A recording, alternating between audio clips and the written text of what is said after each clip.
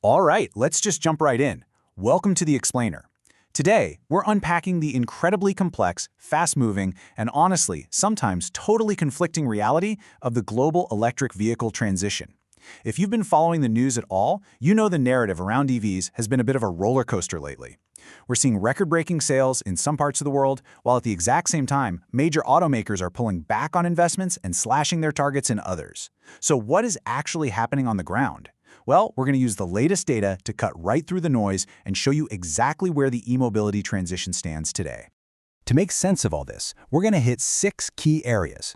We'll start with the big picture of shifting forecasts, look at what consumers actually want, and wrap up with the extreme future of megawatt charging. Let's get to it. Section 1. The EV Reality Check. Let's look at how global energy forecasts are actively shifting gears right now. Here's a really interesting neutral data point that OPEC pointed out recently. The International Energy Agency, or IEA, actually just downgraded its 2030 oil displacement forecast for EVs. Back in 2024, they projected that EVs would displace about 6 million barrels of oil a day by 2030. But look at their 2025 outlook. That number quietly dropped to just over 5 million.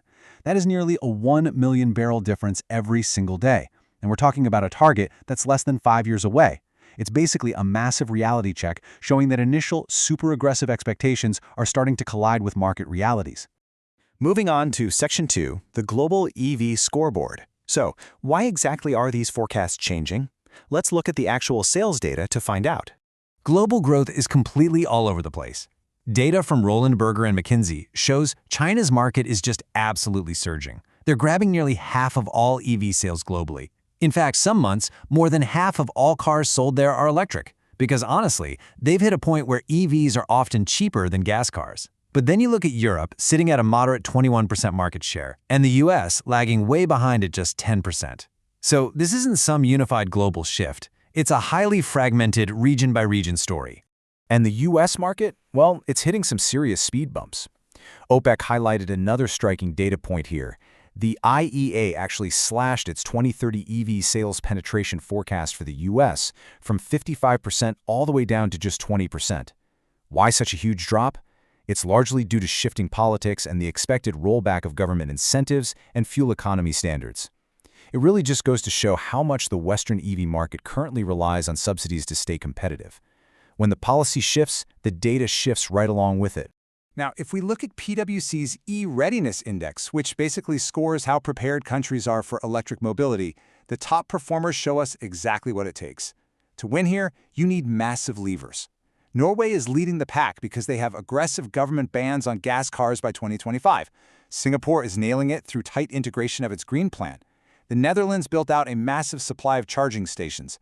And China? They're winning on pure economics by hitting price parity.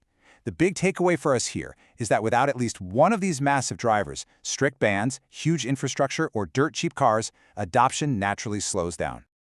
All right, Section 3. What do consumers want? What's going through the minds of people who are either buying these cars or completely avoiding them? Well, let's start with the good news for the automakers. PwC found that a massive 91% of current EV owners are highly satisfied. I mean, if you buy one, chances are you're going to absolutely love it. McKinsey even found that less than 1% of current EV drivers say they'd never buy one again. So the product itself? Total home run for the people who've already taken the plunge. But what about everyone else? For the mainstream buyers still sitting on the fence, the hurdles are incredibly practical. Both McKinsey and PwC surveys highlight the exact same complaints: high upfront prices, slow charging speeds, anxiety about battery lifespan, and range limitations. Early adopters might have bought in for the environment or the cool tech factor, but your average mainstream buyer, they're looking straight at their wallet and their daily schedule. If an EV is more expensive and harder to fill up than a gas car, they're simply not going to bite. And a lot of that psychological hurdle comes down to one magic number: 500. Specifically, 500 kilometers, or about 310 miles. McKinsey says that's the average minimum real-world range hesitant buyers demand before they'll even consider making the switch. Now think about it, most of us aren't driving 300 miles a day, but we buy cars for those edge cases, right? Like that one massive family road trip you take every summer. Until automakers can hit that 500-kilometer mark affordably, a huge chunk of consumers will just stay firmly on the fence. Which brings us to Section 4, hybrids and used EVs. To address this widespread hesitation, the market is adapting with some really practical stepping stones. First up, the used market is suddenly a huge deal. PwC reports that 60% of current EV owners are actually willing to buy a used electric vehicle for their next car. Why? Because the upfront costs are way lower, the first owner already took that massive depreciation hit, and get this, the insurance fees are often lower too. For the everyday driver looking for a deal, a certified pre-owned EV is basically becoming the ultimate entry point into the ecosystem. And speaking of clever bridges, check out the EREV, or Extended Range Electric Vehicle. McKinsey points out this tech is absolutely booming in China right now.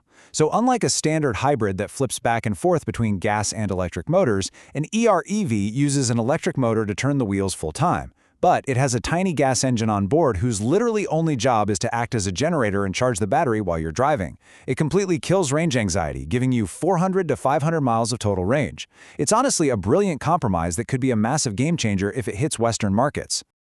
Okay, Section 5. The infrastructure challenge. Because let's face it, none of these cars matter if we don't have the plugs to charge them. The sheer scale of what we need to build is kind of staggering. The IEA says that globally, public charging capacity would need to grow almost 9-fold by 2030 to keep up with projected EV expansion. Building the cars is one thing, right? But completely rewiring the global energy grid to fuel them, that is a massively expensive, completely different beast. And driver behavior is making this even more complicated. Roland Berger's data shows we're moving past the early adopter phase, where everyone just charged overnight in their private garage. Today, half of all charging happens away from home. Drivers are demanding ultra-fast DC public chargers at grocery stores and retail hubs. And they want simple pay-as-you-go options, no confusing subscription apps. The whole business model has to pivot really fast to feel a lot more like a traditional gas station experience. Finally, Section 6, the megawatt charging future. To really see the extremes of the charging challenge, we need to look past passenger cars to the literal heavy lifters of this transition. Just look at the sheer, staggering size of this mining haul truck. Decarbonizing heavy industries like mining, rail, and shipping is a massive piece of the climate puzzle. But you can't just plug a giant like this into a standard supercharger. It would literally take days to juice up. So, an organization called Charin is building a totally new standard, the Extreme Megawatt Charging System, or XMCS. And the specs on this thing are absolutely wild. It operates at 3,000 volts DC and pushes over 12 megawatts of power. To put that into perspective for you, a fast charger for your personal EV is maybe 150 kilowatts. This thing is delivering enough power to fully charge one of those massive haul trucks in just 3 minutes.